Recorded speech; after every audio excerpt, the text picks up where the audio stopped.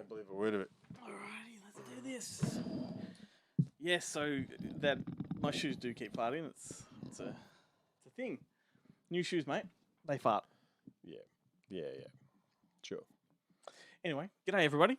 Glenn and Ben here from the Good Movie Monday podcast, and we are here to talk about Halloween Ends. This is our Tuesday night video. It's what we do. If we've seen a movie at a screening, we talk about it.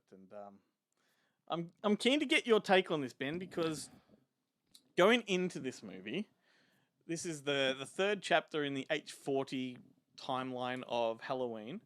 I passionately disliked the first two. I really did not like them at all. And so I went into this one dreading it, thinking, here we go. Finally we're putting a nail in the coffin of this fucking franchise. And I came out of it thinking it's wonderful, and I thought it's possibly one of the best sequels to a Halloween movie yet. I really did. And you were there to see my reaction. I actually did believe that. I actually quite liked the first one. I know you Not did. so much the second one. Yeah. Yeah, but I get to say it too, right? Is that okay? Fine.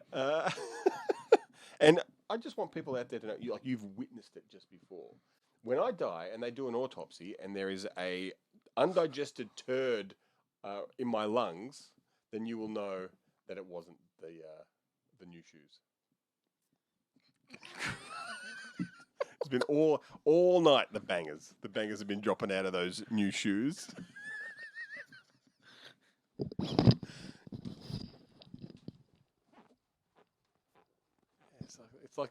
It's like they travel down your pants and come out the bottom of you. Come out of the holes, and you're like, no, it's my shoes. Like, it's just physics, mate. Would you care to talk about Halloween? I also thoroughly enjoyed this one. I thought it was great. I thought it was a great way to end. Well, I hope. Well, I no, hope they because Jason Blum has come out saying there's going to be more, simply because the stipulation that what's the producer's name? Akkad? It used to be Mustafa Akkad, and now it's his estate. There's always a clause that Michael Myers can never actually die. That's the commitment that filmmakers have to make, is that you can't actually kill him off. They did a pretty fucking good job in this one, but they will find a way to get around that. Yeah, well, they do talk at the end of the second one. They do talk about how he's basically a force of nature, and as long as he keeps killing, he will keep, he cannot be killed. That's right. Yeah. Which is, but I guess to a degree that is kind of the point, because at the start of this film, he's been missing for 4 years. Yeah. Which 4 years seems to be the magic number for people to forget. Everyone still remembers it, but no one is scared of it anymore. However, this is the interesting thing I liked about this film. I kind of feel like this Halloween actually could be a standalone movie as well. It kind of separates itself from the first two enough. Well, it could just be the next Halloween movie with none of the other ones. Yeah, that's right. But that's the thing. I find this one stands alone. I think they've actually perhaps listened to the feedback from the first two. A lot of fans didn't like the second one. And I feel like they've listened to it because Laurie Strode, Jamie Lee Curtis's character, is a different character in this one. She's certainly not that militant grandmother, that's living in a fortress. This is a woman that's got a lust for life again. And she's let go of the past. Just miraculously let go of the past. Yeah. And so it is a different... Oh, she's worked on it with Will Patton and his cherry blossoms. Oh, well, not really. But she has, up until, which is the thing that's so weird. Yeah. Up until she's confronted by the woman in the car park of the supermarket, and literally, so one person triggers her, and that's it. It's all gone. Yeah. And you're like, hang on a second. Cue those Kill Bill sirens. You're still living in fucking Haddonfield. Yeah. Surely by that time, surely there isn't a single person in that town that hasn't had either a friend or a relative or someone they know that's been affected by Michael Myers. However, now we say this, is get into the next part that I wanted to talk about, the reason I really like this one, because it's a diversion movie. It's a tangent. So Michael Myers is not in this movie nearly as much as he is in other movies, right? They've introduced a new character. What I like about this one is that it explores the effect of a serial killer on a town. Yeah. And the effect it does have on people and families. And so they introduce a new character that is, wrongfully framed for murder, or not framed, but wrongfully accused of murder. No. right? Rightly, No. he does kill the kid, Yes, but he accidentally. but accidentally, Yeah, yeah. that's but what I mean. He does it. But accidentally, and they He's see vilified him. They for it. see him as the new boogeyman, right? Yeah. And that is their excuse. Like, it doesn't matter if he's innocent or not. They just need. Well, they just They need yeah, a figure in their lives to they turn on him. to turn yeah. on. Yeah. That was Which the is, long way to get it out, but yes. Yeah, I mean, but that is the kind of the interesting thing about the film is that it does talk about the contagiousness Yeah. of violence Yep. and aggression, and which, funnily enough, is exhibited more in the previous film when the mob turn on one of the because the whole this whole Halloween franchise kind of begins when Michael Myers escapes from the insane asylum during a bus trip. Yep. He's not the only one who Yeah. escapes. Like a whole bunch of other Yep. inmates or patients or whatever Yeah. whatever you're supposed to call them Inmates. escape. Yeah. And they corner one who they assume is Michael, even though he's short, fat, and bald. They're like, no, that's Yeah. totally Michael Myers. Yeah.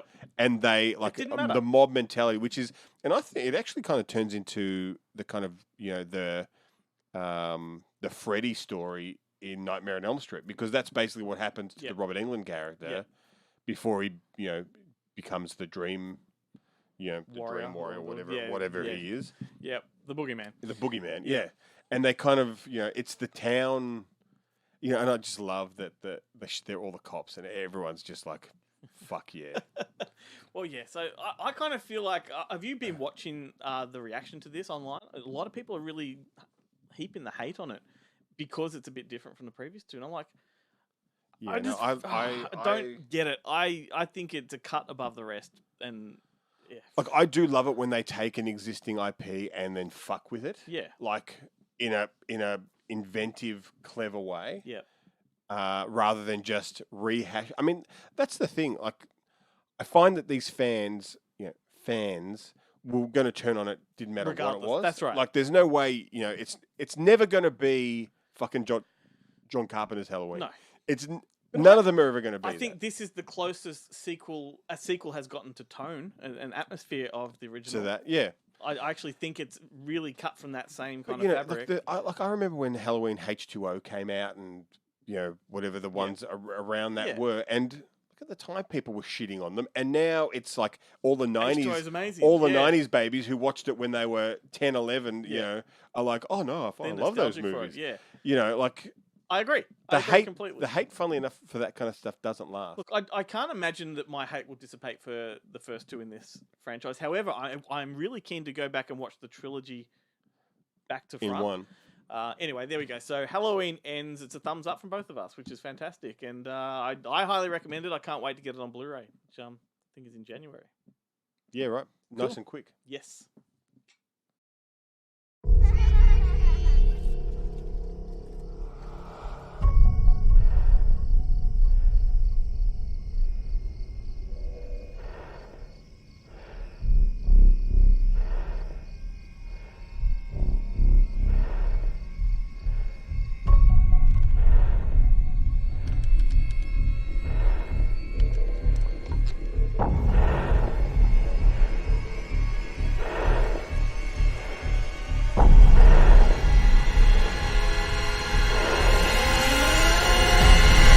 Come on, let's go.